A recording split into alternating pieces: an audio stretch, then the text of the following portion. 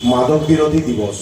তো আমরা মফস্বল শহরে থাকি, এখানে হয়তো প্রশাসনিক স্তর থেকে বড় বা এই নেশার সম্পর্কে বা মাদক নিয়ে অনেক ভুল, হ্যাঁ, এবং যারা নেশা করে তাদের প্রতি ধারণা অনেক ধরনের আছে মানুষের মধ্যে। এবার একজন নেশারীকে বা একজন মাদককে আসক্ত ব্যক্তিকে মানুষ কখনোই আমরা জানি না, কিন্তু তার সঙ্গে সঙ্গে হাজার হাজার বছর ধরে আমরা গোটা বিশ্ব বা সুরা এটা সবাই পান করেছে, লাইসেন্স না, তাদের বিশ্বে ইউজ ডিসঅর্ডার আর ওই সাবস্টেন্সটা অ্যালকোহল, তারপরে বাকি অন্যান্য মানে কেমিক্যাল গুলো আসছে।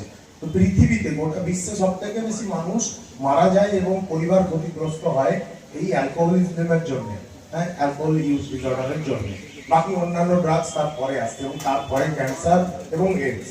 তো আজকে এই অ্যাওয়ারনেস ক্যাম্পেইনের মেন উদ্দেশ্য বা মূল উদ্দেশ্য সেটা আমরা সাধারণ মানুষের কাছে অবগত করানোর জন্য প্রেস থেকে আসা বন্ধু বান্ধবদের যারা এসেছেন, ভাই বন্ধুরা, মাদক যারা নিচ্ছে তারা কিন্তু অ্যাকচুয়ালি অসুস্থ, যারা সারাদিন মাদক ছাড়া চলতে পারে না, মাদক ছাড়া কোনো কাজ করতে পারে না, তাদের সমস্ত কিছুতেই মাদক প্রয়োজন, তা নাহলে চলে না। তো তাদের ক্ষেত্রে কিন্তু মাদকটা ডিপেন্ডেন্সি এবং তাদের একটা রোগের বহিঃপ্রকাশ, যে রোগটা আমার আগের সাইকোলজিস্ট বললেন, আমিও বলছি সাবস্টেন্স ইউজ ডিসঅর্ডার, ওটাকে রিহ্যাবিলিটেশনের ভাষায় ডিজিজ অফ অ্যাডিকশন। আসলে বিশ্ব মাদক বিরোধী দিবস, আর এটা একটা ইন্টারন্যাশনাল কার্যক্রম।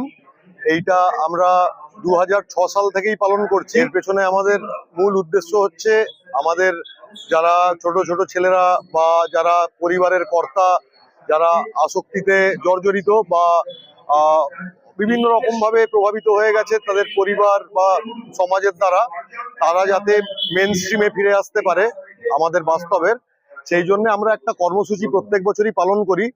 আর এতে সবাই আমাদের অনেক সাহায্য করেন, আমরা একা এটা কখনোই করতে পারবো না।